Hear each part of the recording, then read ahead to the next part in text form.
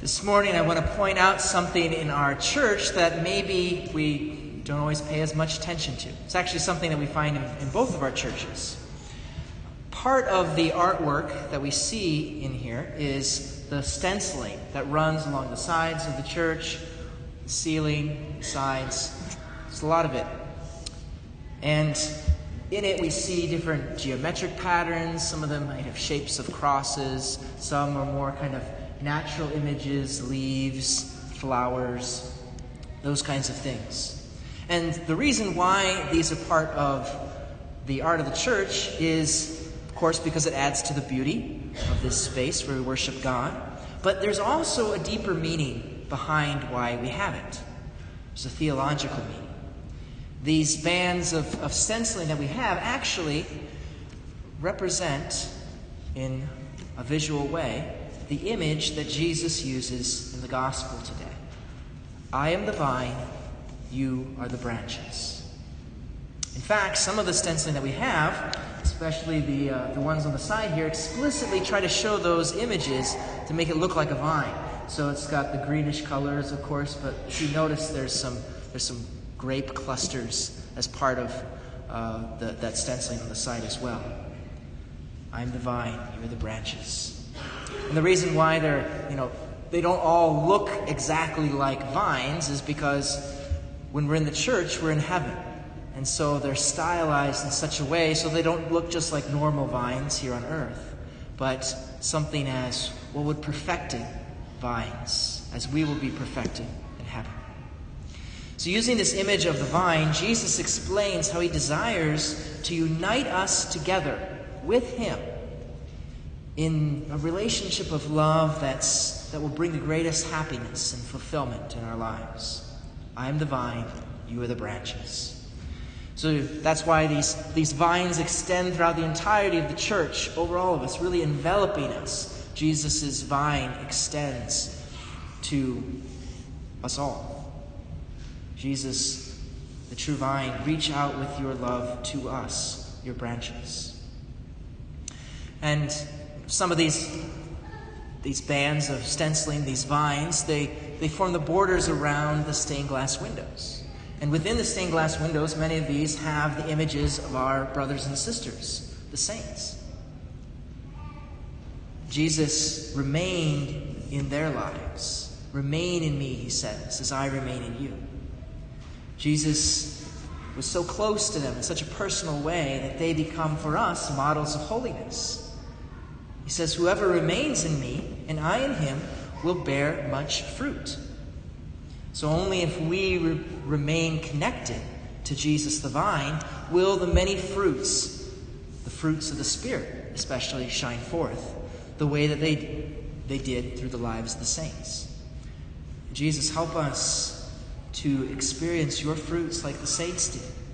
Fruits like joy, peace, patience, generosity, gentleness. And the branches of these vines, they don't just go any old direction. They're very much ordered. They follow the architecture of the church, the arches. Almost like they're pruned to be that way. Jesus says, he takes away every branch in me that does not bear fruit, and every one that does, he prunes, so that it bears more fruit. So God the Father prunes us, sometimes with the trials and tribulations, the temptations that we go through, so that we may ultimately be cleansed, be perfected, be pruned like the vine. Because he says that those that are pruned, that's where the growth happens. That's where the fruit is bared out. Lord, help us to see that through many of the events that we go through in our lives, you're pruning us so that more of your fruit may come forth. And in the depiction of these vines, there are no dead branches. All of them are bright with color, with the gold. Jesus says, anyone who does not remain in me will be thrown out like a branch and wither. Just as a branch cannot bear fruit on its own unless it remains on the vine, so neither can you unless you remain in me. So we must remain, we must abide with Jesus, or we won't be able to bear fruit. We'll wither and die. Without me, he says, you can do nothing. Do we live that way each day? Are we convinced that, yes, without you, Jesus, there's very little I can do? We can do nothing apart from Jesus the vine, but connected to him, the life of the vine, the life of the vine grower, our Father. Then those fruits will be manifest. I am the true vine, my Father is the vine grower. We can imagine this vine and the branches extending from the main plant, where the roots are, the source of life. And where would that be? If we're using these images of the vine throughout our church, well, that source would be the altar, the sanctuary here. We can imagine these vines spreading out from the altar to each one of you as the branches. In the Eucharist, that's where Jesus comes to abide with us, and where we come to abide with him. After we receive him in Holy Communion, in those moments at the end of Mass, we truly abide in his presence, in silent joy. And then, when we leave the church at the end of Mass, our connection with him, with the vine, cannot be broken. We want to remain with him.